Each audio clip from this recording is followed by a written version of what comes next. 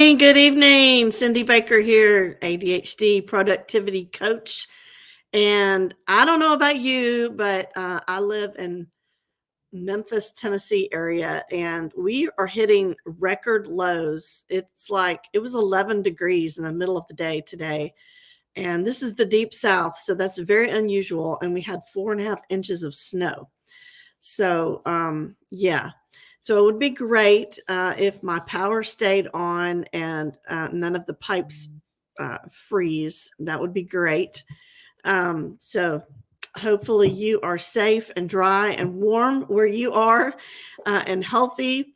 So I hope you're having a great Martin Luther King Day. I hope you were able to, if you were able to get out, go do some service for the community.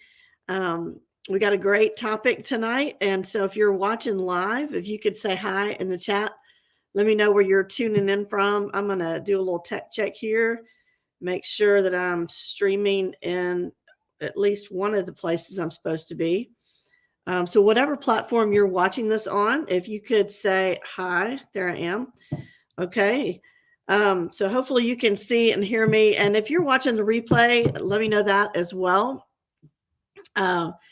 Because I'm going to give you some tips, and I really want to hear from you as well for you to add on to some additional tips. So it's January 15th, right? 2 weeks into the new year, and maybe you've lost your momentum a little bit already. Is that right?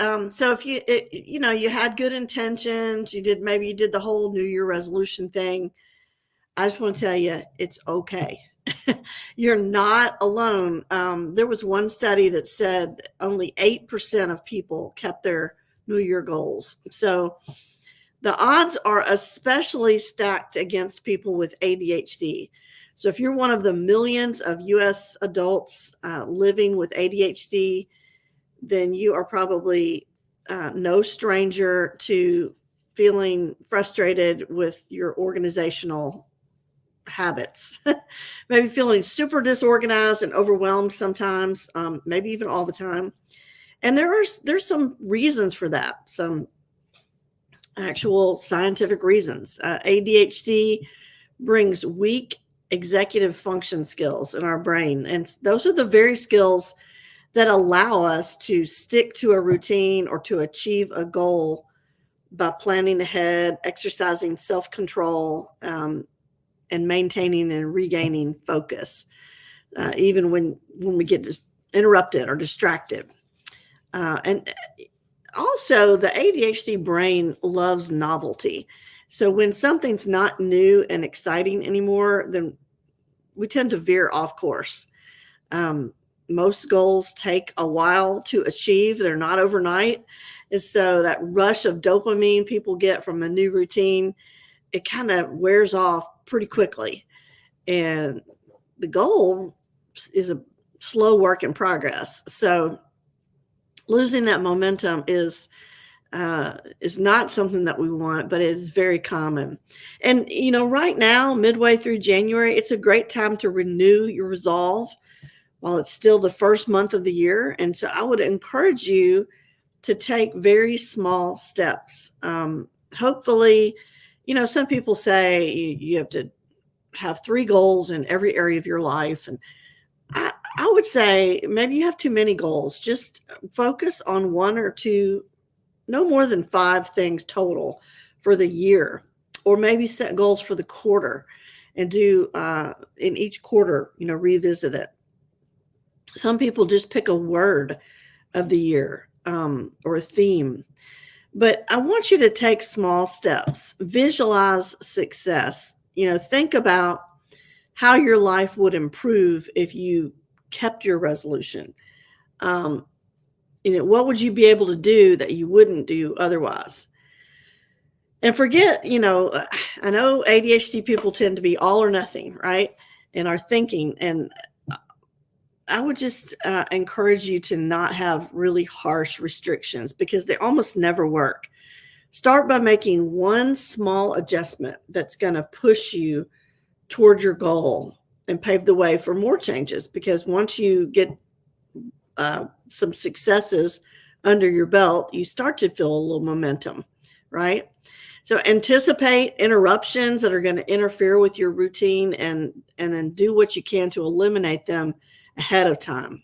And remember, this is a phrase that people in my coaching program hear me say all the time: done beats perfect. Done is better than perfect. So if you have ADHD, we tend to get in our own way because we let perfectionism, that all or nothing thinking, take over. And so, you know, uh, you have to just be okay with the fact that you finish something, even if it isn't perfect. Because if you wait and try to get it perfect and then you miss the deadline, it's not done at all. So done beats perfect. So, so if you don't have time, say for example, you don't have time to vacuum the whole house, well, just vacuum one room, even if it's half-heartedly. But one room is better than no rooms, and we tend to think that if we can't do the whole thing, then we can't do it at all. Um, Too tired to go for a run, go for a walk. Um, if you haven't gone to the gym in the past 3 days, don't give up. Just go now. Go today, or plan to go tomorrow. Set all your clothes out. And remember, you don't have to make the same goals that everybody else is making. Instead, focus on what's important to you. Why would, they always say, find your big why. Well, there's a lot to that. Why would reaching that goal improve your life? So think about that. And then celebrate your small wins. And don't be afraid to make adjustments if you need to, seek support when you need it. All of that is so important. So I'm going to give you just a few tips to get organized here in the new year. And these are tips that are particularly helpful for people with ADHD. So hopefully these will make your life a little bit easier. And there are ways, my whole thing is, I think that people should work with their brains instead of trying to fight against it, so you can just get organized in the way that the ADHD brain thinks, and then chill out, right? So first one, I know this is very, very simple, going back to the basics: make your bed every day. That's it. Make your bed every day. Because if just the thought of trying to keep your bedroom clean 24/7 is enough to send you into an anxiety spiral, then commit to a smaller task like making your bed every day. That one action is going to feel a lot more manageable. And then once you solidify that habit, you can move on to another small step and another small step. And then before you know it, you've made your space a lot tidier. It just feels more peaceful when you walk in, because if you have ADHD, a lot of times it's easy to feel like your home is just destined to be cluttered or messy forever. But creating small, helpful habits and then practicing those continually over time is going to help you challenge that mindset and start to feel more in control. I remember one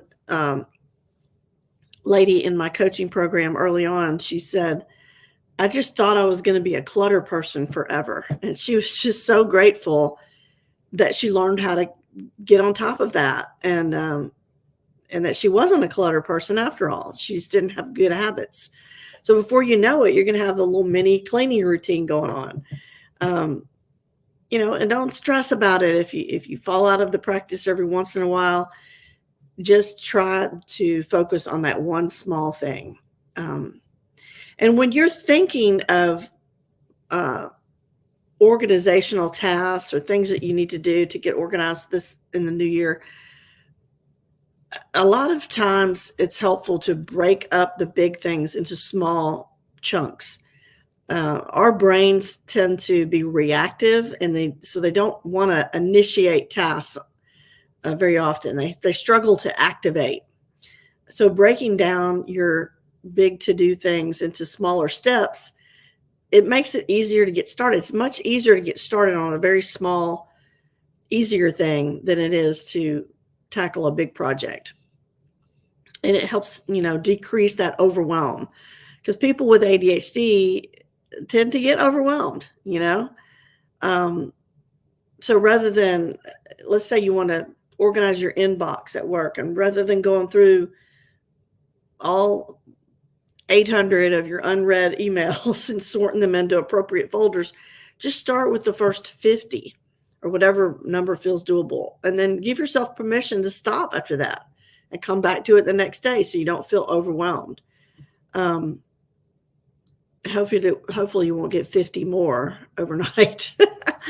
But the same goes for decluttering your house. You're going to have a lot easier time focusing on one drawer at a time, or one room at a time, or one part of a room, and breaking it down, into areas within each room, instead of trying to tackle the whole thing in one day, right?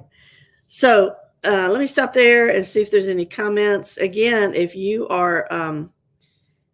watching live, please say hi in the chat. Let me know any comments or suggestions that you have that have worked for you. And if you're watching the replay, let me know that as well. Just say #replay. So another organizational tip, ADHD friendly. You've probably seen a lot of those little videos on TikTok about evening or morning cleanings. There's really something to that. It's like, if you just took 10 to 15 minutes every evening before you go to bed to clean a high traffic area of your home, like maybe your kitchen or your office, it really does keep that mess from getting out of hand. And that's really helpful for people with ADHD, because it's small, it's simple, and it just creates this regular routine. So if you just get into the routine, it really does make a difference, because we have a tendency to let things, build up until then you got to spend all weekend spending hours cleaning.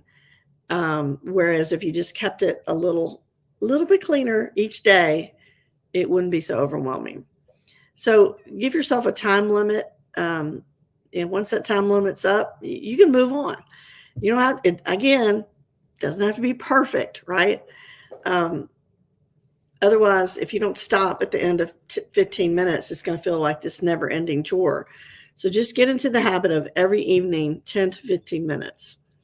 All right. So anybody jumping on live or in the replay, let me know. Just say hi.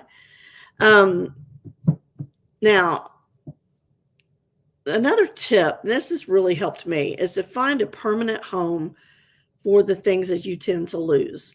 So if you're always misplacing your keys, put a hook right by the door and try to get in the habit of hanging your keys there every time you come home.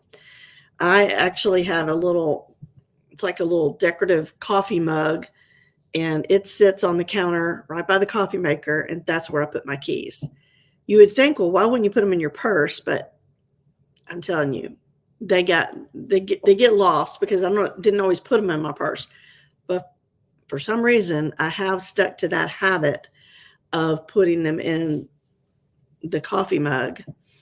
And that's where my husband knows to find them as well. So it might be your phone. Maybe you're always losing your phone. But having a designated area where important items go, that's a great strategy. If you feel like you're constantly looking for those things when you're trying to rush to get out the door, it's really helpful, because it supports your working memory. Another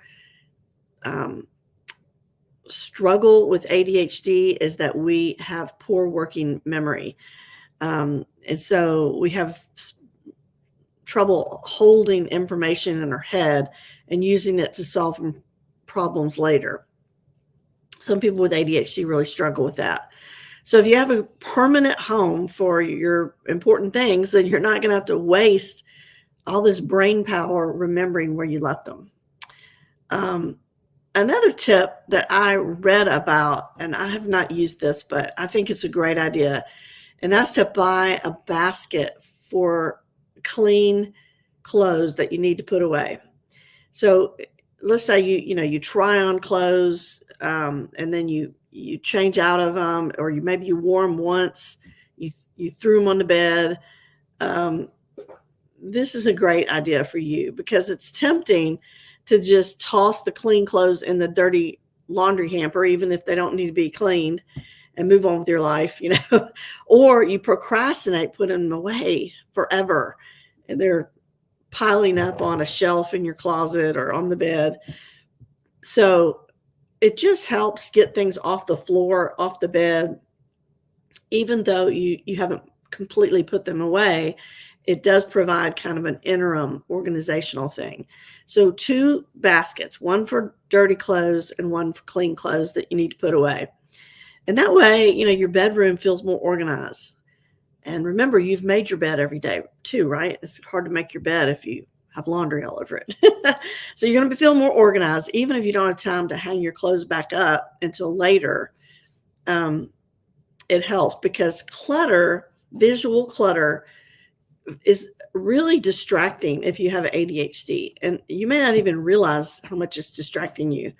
So this is a great way to eliminate a major source of distraction without a whole lot of effort or money. Same thing goes for organizing your stuff. ADHD people are prone to have piles everywhere, piles of papers, piles of things, because they fear that out of sight, out of mind. They think, well, I'm going to forget about it, or I'm not going to remember where I put it. Well, use clear bins to sort things. I know you might want to get those cute little wicker baskets or whatever, but you can't see what's in those. So get clear bins to organize things. Those are your best friend if you have ADHD. And a lot of people struggle with keeping things in drawers or containers they can't see through, because if it's out of sight, it's out of mind. So if clear bins are not your thing, it doesn't really look good in your house. At least use labels. Use labels. I have a label maker. It's awesome. You don't even have to have a label maker. Just make sure you know what's in your storage containers. Now, a big one, if you don't have a planner, it is January. It is a great time to get a planner for the new year and check it often. It doesn't matter if it's digital or paper, you need a planner. I always say the best planner is the one you'll use. And it's a must if you find it hard to keep track of, like work deadlines or your to-do list. You've got stuff all over, little pieces of paper everywhere. As long as you're diligent about writing things down and then checking it at least twice a day, I'd say 3 is much better. Just to make sure that you haven't forgotten about anything, because having a space where you can find all your important tasks, deadlines, really eliminates those working memory issues, because you don't have to keep all that information in your head. It helps you prioritize, and your to-dos and all that stuff are not out of sight, out of mind, right? Some people like Google Calendar, or paper planners like Franklin Planner. But it's a great option because, you can put everything in that one place. And then once you've found a planner system that works for you, categorize all your tasks. Put your to-dos in personal and work-related lists, and then identify which are top priority, things with like a hard deadline. So I always tell people to have a to-do list and a today list. No more than 5 things on the today list. Now you can do more than that, but and then group together small things that take 10 minutes or less, or 2 minutes or less, if you're going by the 2-minute rule. But that way you're less likely to feel overwhelmed by everything that you need to get done. You identify the tasks that you need for that day, and then break the most intimidating to-dos into smaller, more manageable steps if you need to. And that way you just focus on one thing at a time. Multitasking is it doesn't work if you have ADHD. You might think you're multitasking, but you're really switch tasking. Um, and when it comes to managing your tasks and how much time you're going to spend on them, you need to have some way to keep track of your time. Now you might have heard of time blocking. Um, I think that's great for people with ADHD. A lot of people with ADHD are very visual. So thinking about what your schedule, physically looks like is really important. You break the day into clear time blocks with specific tasks that you plan to do. And that helps make your day feel a lot more organized. And you have to make sure that you're accurately estimating how long each activity will take, um, because we tend to underestimate how long, how much time we have. But you can practice with that and get better at it. You can time yourself doing things until you get a more accurate picture, get more realistic expectations, right? And along with time blocking, a lot of ADHD people use the Pomodoro technique, and that is great. It involves you pick a task that you want to focus on completely, like writing some report or cleaning out your refrigerator, um, going through some papers or something like that. And then you set a timer and work on it for 25-minute increments with no interruptions. Put the phone in the other room. Um, all you have on your desk is what you need for that project and timer. And then once the time is up, you take a short 5-minute break. You stand up, walk around, and then you do that a few times. And then you can kind of reward yourself with a longer break, right?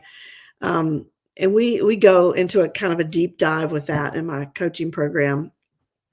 But that's really helpful for people with ADHD because you're carving out dedicated, focused time to get something done.